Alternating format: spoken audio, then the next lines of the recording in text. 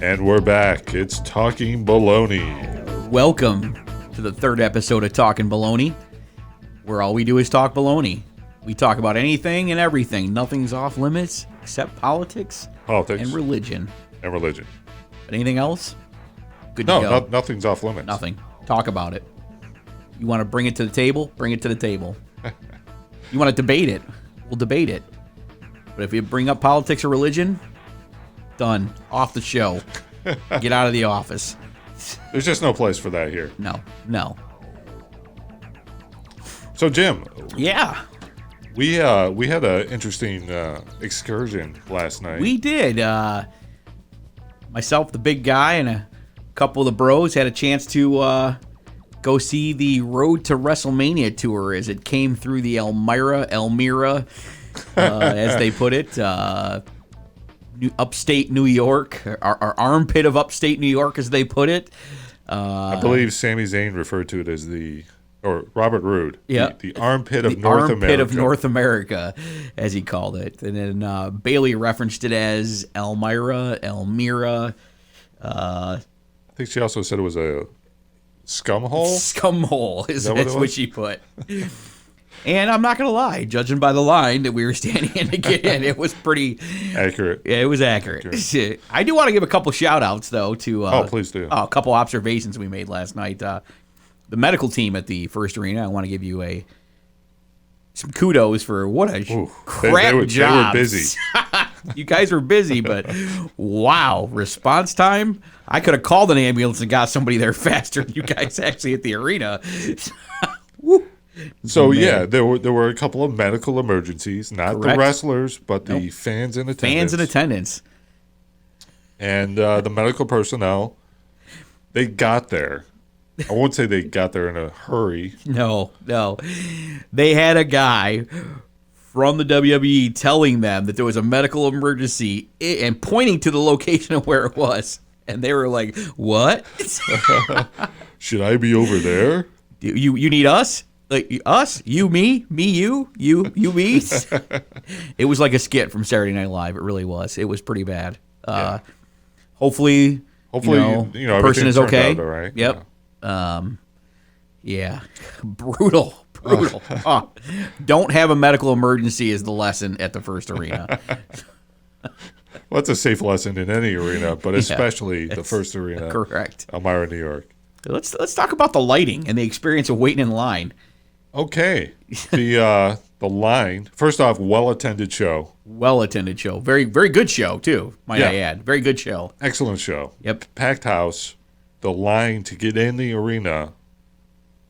How would you describe that line? Dysfunctional. It wasn't really a line. It was more of like a couple squiggles. So the two lines going to two sides of the building intersected at one point in the middle, and they were overlapping. So you're looking at the people at the back of the line going the other direction, and there was no lighting.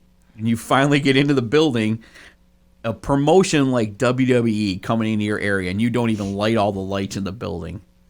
And it almost looks like you're going into a venue where you're getting ready to close, and you got a big production like WWE in the building, and you have 5,000 to 6,000 people coming in, and you have 2 security guards wanding people.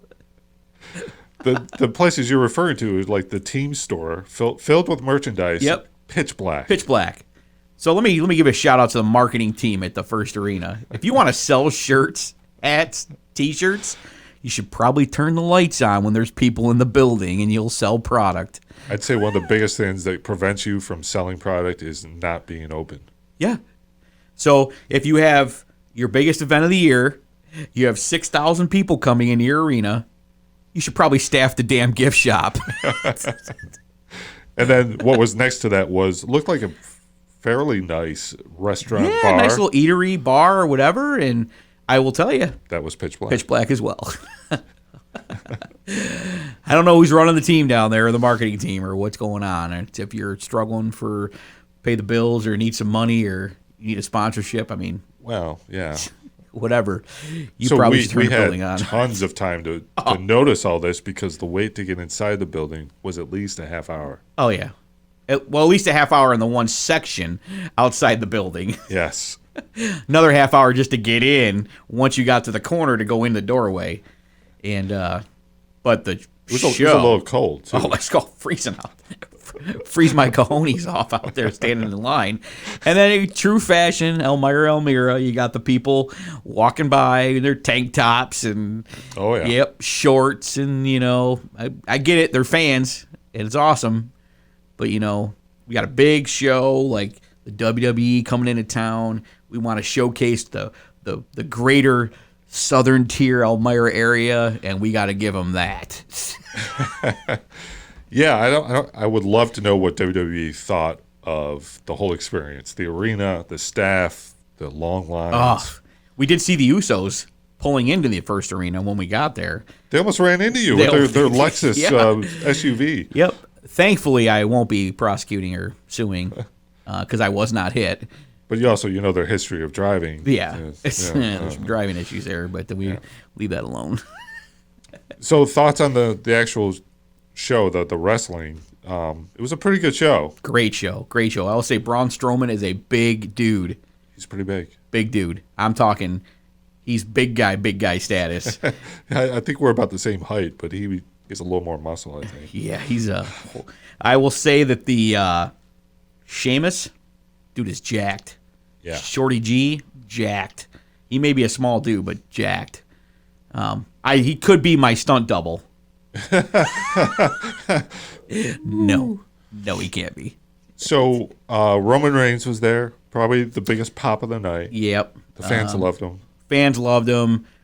I'm not a big dog fan, but man, Roman Reigns does put in the work. I'll give him that. He puts in the work. He definitely delivers every time. I think needs a new character. A little refreshing. The old Shield music still.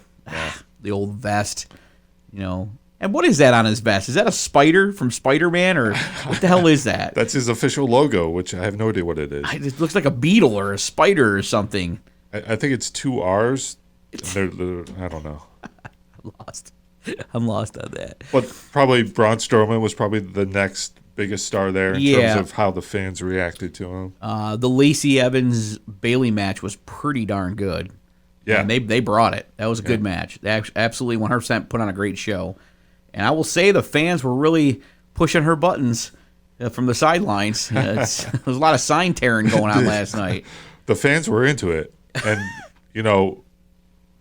the heels they didn't have to work too hard to get booed. Oh, but no. They definitely engaged with the fans. Oh, yeah. From the pointing to fans, telling them that, you can't afford the seats down here by the ring, and awesome. And Baron Corbin did a great job. Sami Zayn, they really got the crowd. Great heels.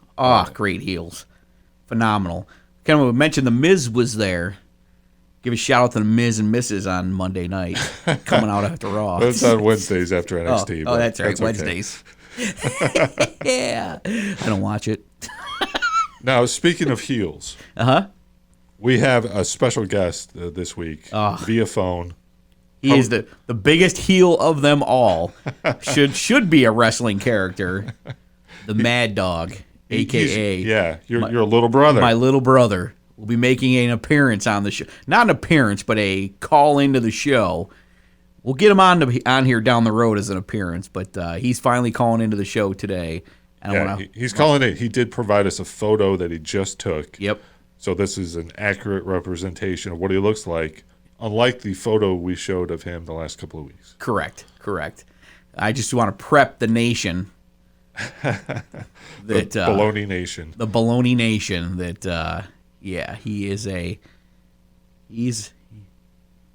is my little bro. Be ready, because the gloves are off, and we're talking. We're going to be talking to him live coming up. Actually, we're going to be doing that next, Jim. Oh, so even better. Let's actually get that music going. Oh, looking forward to this. Yeah. So coming up next, on the phone, live and in person on the phone. Madd Dogg. The Madd Dogg. He's coming. He's got a bite, too.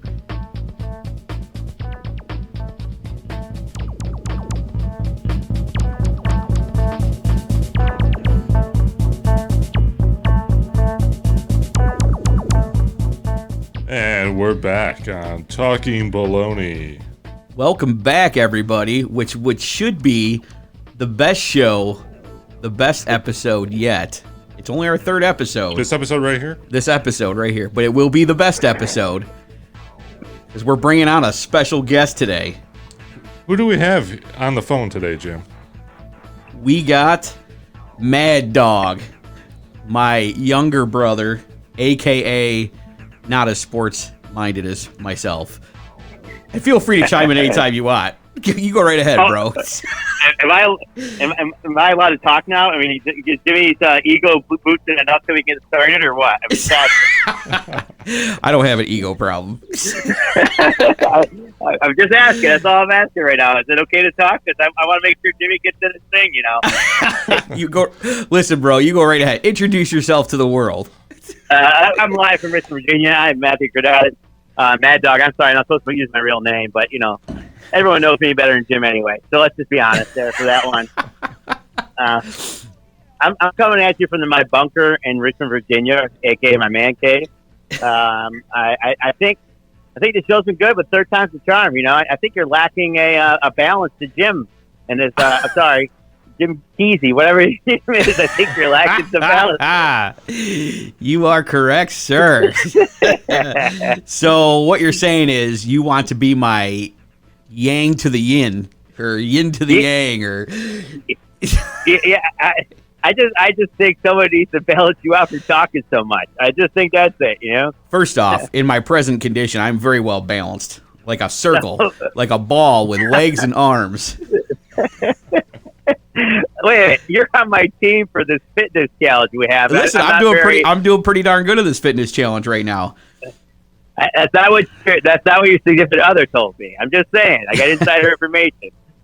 well, let's get into some details on it. What is this fitness challenge for everyone listening? All right, so we embarked on a fitness challenge after a very important person in Jim's life insulted me at the table around Christmas time. We decided that. I don't think it was meant as an insult, but let's be honest. Being that we're very competitive people. No. Let's just be honest with this one.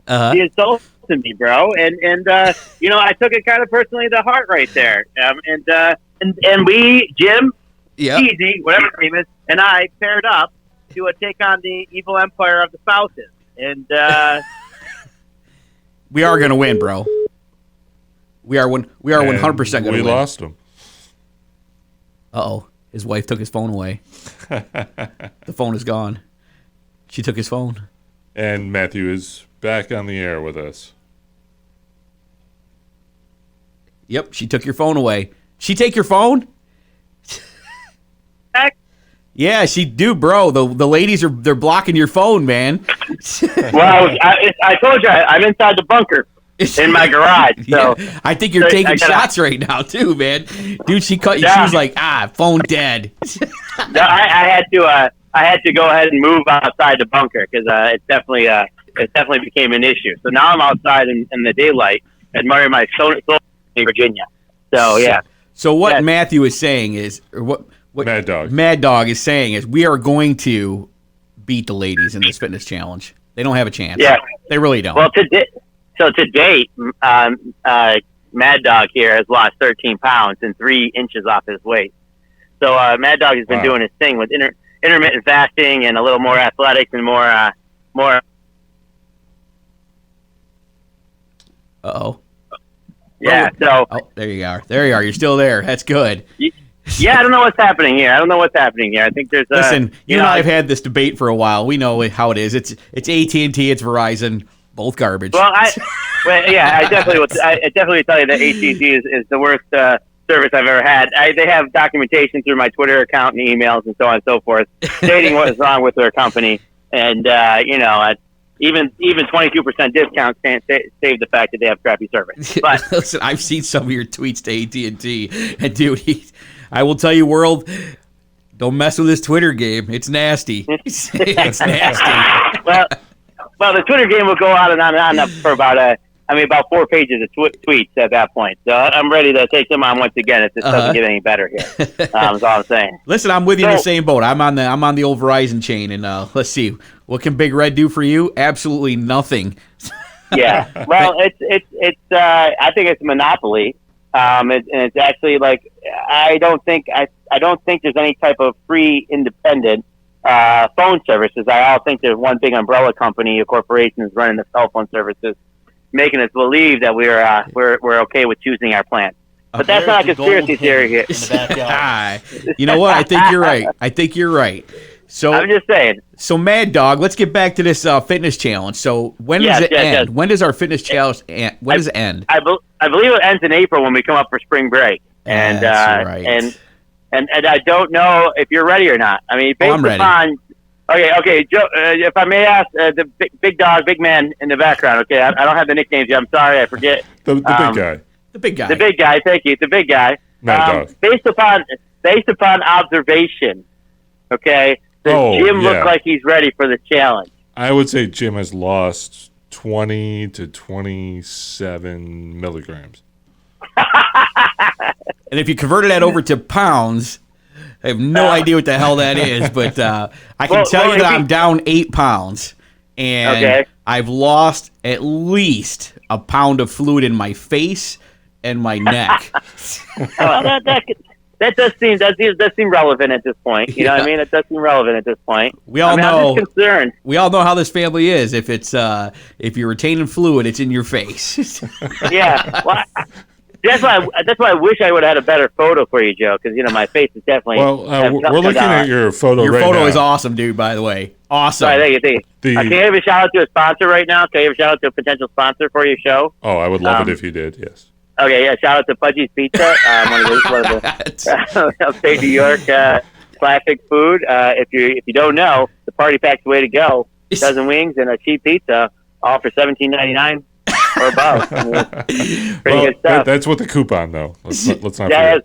That's with the coupon or the app. You get 10% off with the app. So I just want to say that too. I think you're a little wrong on that price of $17.99. I'm pretty sure it's about $47.99. But I do believe you're. Well, I hear this thing about Jumbo Jim's coffee, and it doesn't exist. So don't be disrespecting Jimbo Joe's Coffee. That's our number one corporate sponsor right now.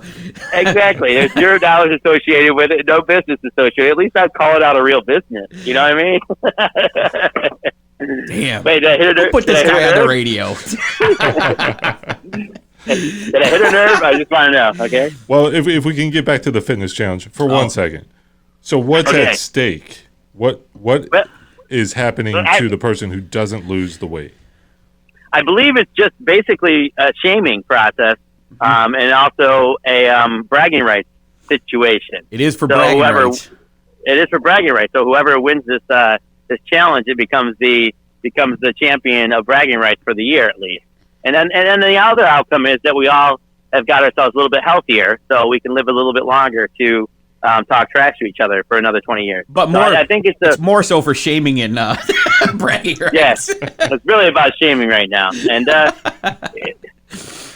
in all honesty, a significant other of said counter person on the line right now made some comments about me and Jim Teasy Weezy it just struck a nerve. And ever since then, I've been 37 days of fasting.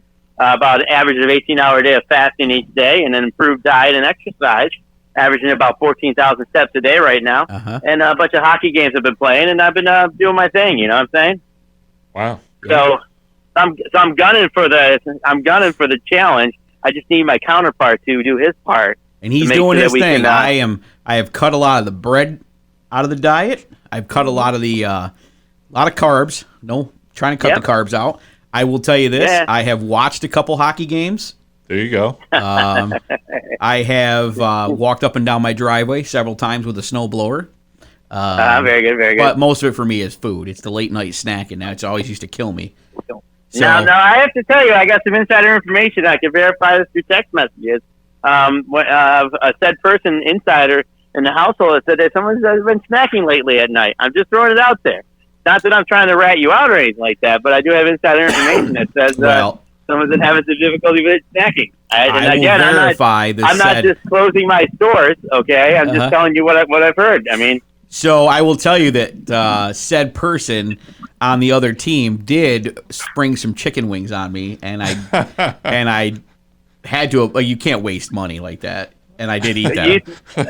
my view on this whole thing is maybe it was a trap. It was a trap, and I knew it was a trap.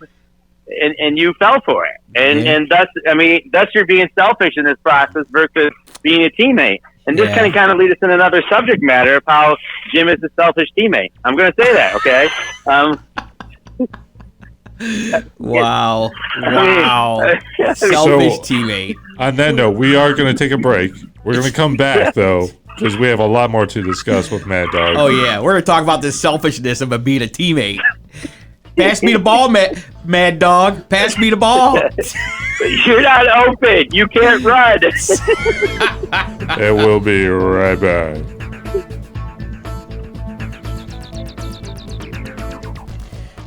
We're back on Talkin Baloney. I'd like to thank our corporate sponsors, Dunder Mifflin Paper Company.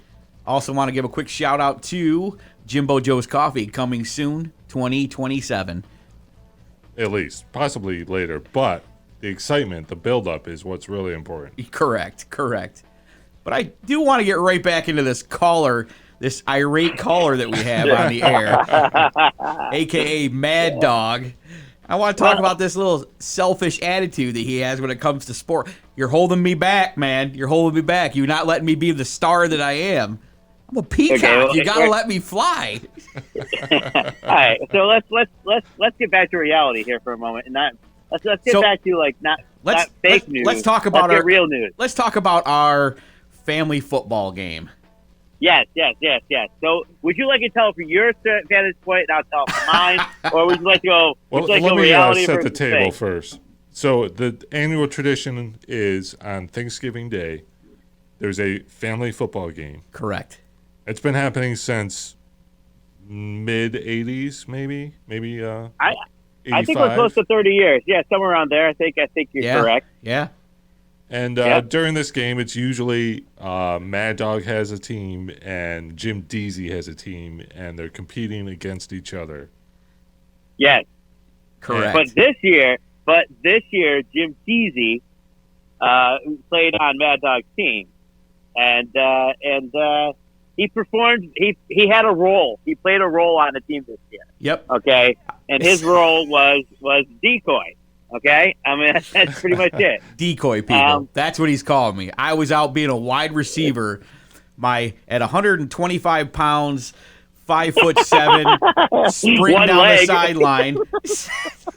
Wow. Never wide open every time. No one ever threw me the ball. All right.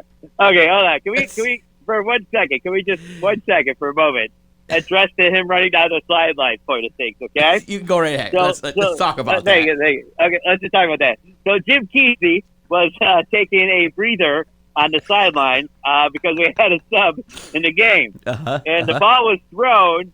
And it was overthrown, and Jim Deezy decided to try to run after the ball, even though he's on the sideline on the game.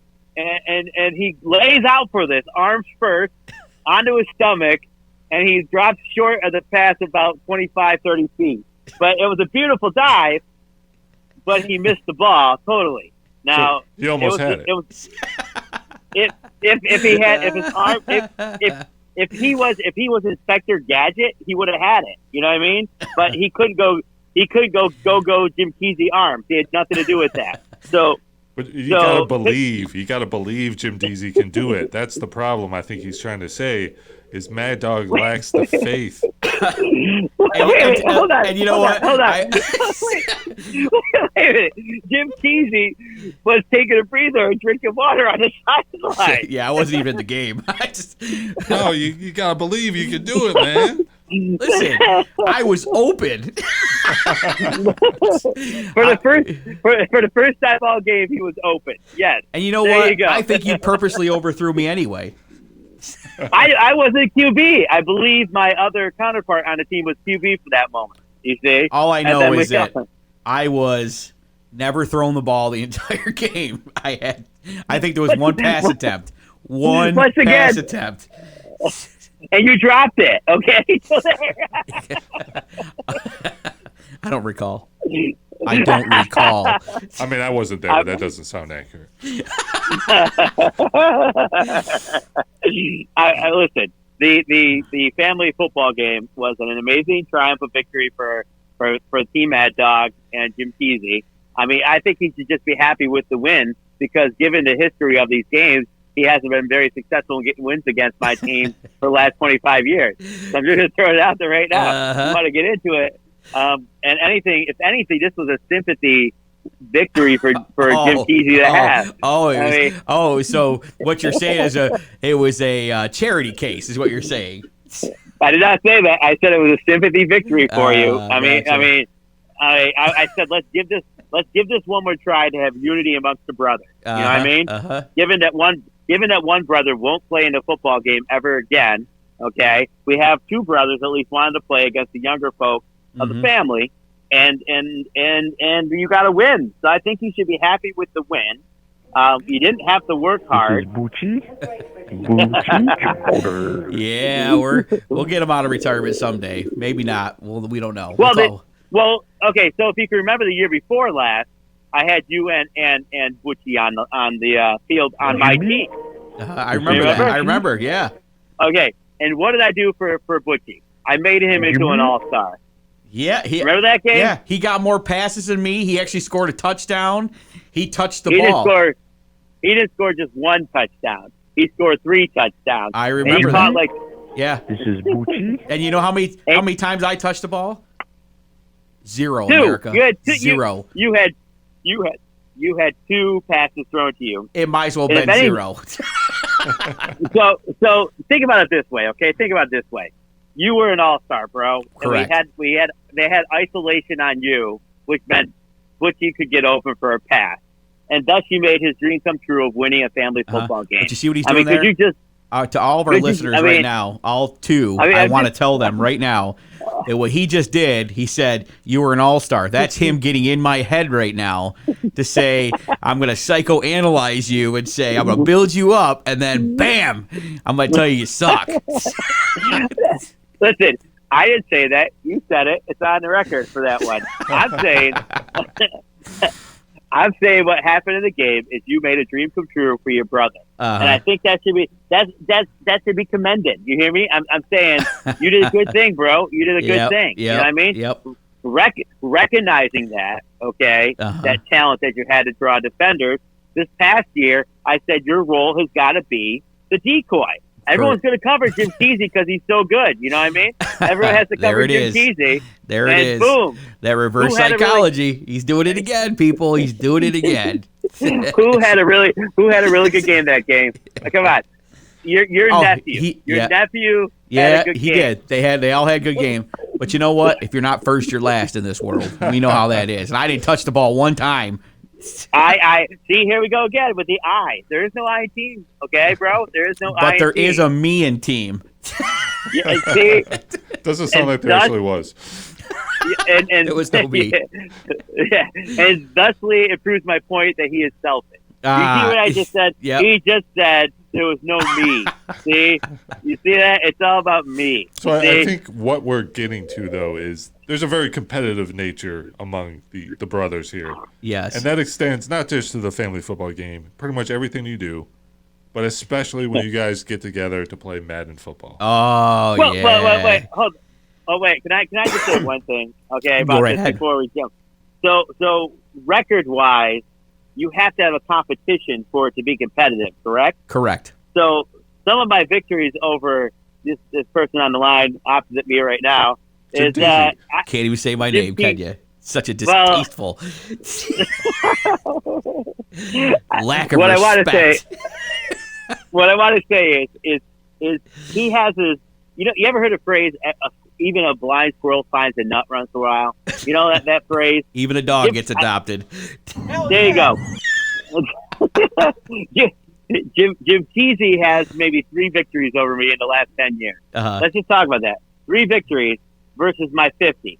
So I'm like 50-3, okay, against Jim Deezy. So there isn't really much. That is very much accurate. For the record, I'd like to state that's probably accurate. Wow. So all I know is usually what I get is a text message with a photo of the final score, which is usually like 76-5. Yeah. Yeah. But I'm pretty sure he practices going, but when he knows we're getting ready to play, he's practicing. I'm a blue collar worker, so I got hours to put in. I don't make a lot of money. I barely scraping to get by. Some of these other folks are rolling in six figures a year. Has 5 TVs in his house, 14 couches, 3 cars, a camper in the backyard. Yeah, you get no sympathy from me, okay? Seriously. Yeah. All right, so let's talk about our Madden. Let's talk about our Madden problem. Well, the problem is you suck. So, who won the last game of Madden? I did. No, you didn't. I won that game.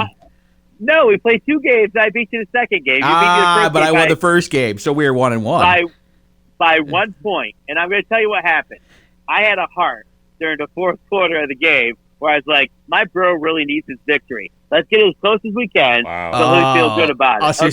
So you're saying listen, Muhammad Ali never laid down for nobody. And that's what you need to feel like when you're playing me. Like you're boxing Muhammad Ali. But in this age of hate and anger, I'm trying to heal the world here, bro. You know what I mean? Wow. Somehow, despite all the games you guys have played, it still feels unsettled. Like there hasn't been a. Oh yeah, as soon as I see you next time, we're playing Madden. Damn it, it's on. Wait, that's the big question I have for you. Do you actually know how to turn your controller on? That could be the issue. I'm just saying. Is that potentially an issue that we have? I'm pretty sure you keep giving me the controller and it doesn't work right. We're like one button sticks or something's not working right. That's a classic move. Yeah. Go ahead. Do you know who you sound like right now? Who? Butchie. Okay, I'm gonna say it right now. Can you hit the sound bite for me, please? This is Bucci. Listen, thank you. I agree with him. I think we always get the broken controller, and one of the you're prying the button up where the spring doesn't work right or something. You're prying the controller apart or whatever, and you give it to us, and all of a sudden something doesn't work. The A button doesn't work. The B button doesn't work. The up, down, whatever you call it. So yes. I do believe, if I may speak for a moment, I do believe that maybe you just need to practice more. You have an Xbox at your house. You have whatever at your house. Just practice a little bit more, bro. When you come at me, make sure verify before the game. It makes you feel better. Push the buttons, make sure they work, and that way you have no discrepancies when I whoop you 75-5 next time. Oh, you just said, "Come at me, bro." It sounds like you just dropped the challenge.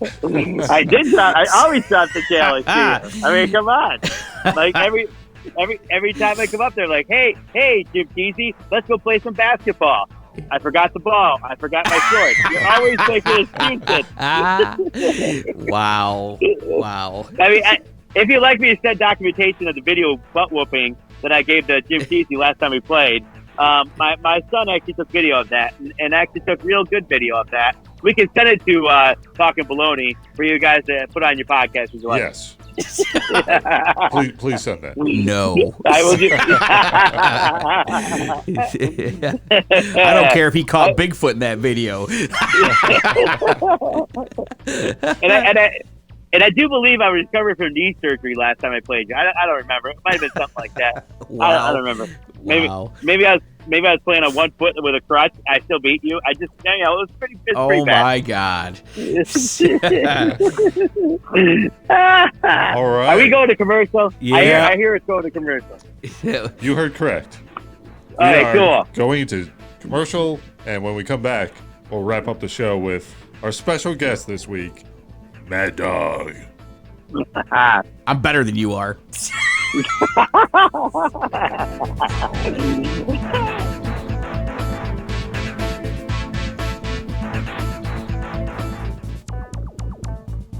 we're back on Talkin Baloney.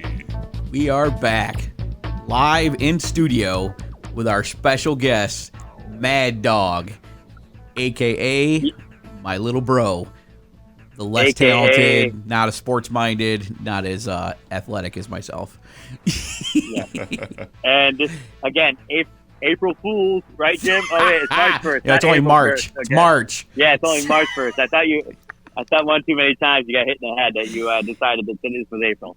So, Listen, Mr. 8-time concussion. Well, that is true. I keep telling you, okay. I'm gonna get my name tattooed on my face or forehead so you'll remember me someday when you get older. Wow. Well, listen, I'm gonna donate my brain to science or CTE. Okay, that's what I'm gonna do. Okay, so just but you know what that means? If you get a concussion, that means you're doing something. Okay, that's all it means. If you don't have a concussion, that means you're sitting on your couch. I'm pretty sure doctors would beg to differ with you. I'm just saying, bro. But I do understand. You got to be moving around to get a concussion. Yeah, although, I mean, I did get one once. Came up underneath a window that was open. Swung open above my head. Came up underneath it. There you go. Gave myself a concussion. So what were you doing when you came up underneath the window, though? I was actually recaulking the glass. Okay, I just want to make sure. I was picturing you picking up a chicken wing is what I was picturing. Okay, at that point. Okay. Listen, I've had some good wings. I've had some good wings in my time, and I'll tell you, sometimes you get going on that, and you get all sweaty, and you get all into it, and all of a sudden you kind of forget where you are, and you're like, I got to go to the bathroom, but I don't want to stop eating these wings. I might just pee myself right here. So what you're saying is this year for Christmas, I should get you adult Depends. That's what you said. Hey, if it keeps me eating without a pause, I'm happy. There we go. I know what to get you this year for Christmas. Instead of my normal gift, I shall get you. You did get us toilet paper last year for Christmas. Do want to tell everybody that toilet paper wrapped in coins. Great gift idea too, by the way. Everybody loves it. And you know what? We're still using the toilet paper to this day.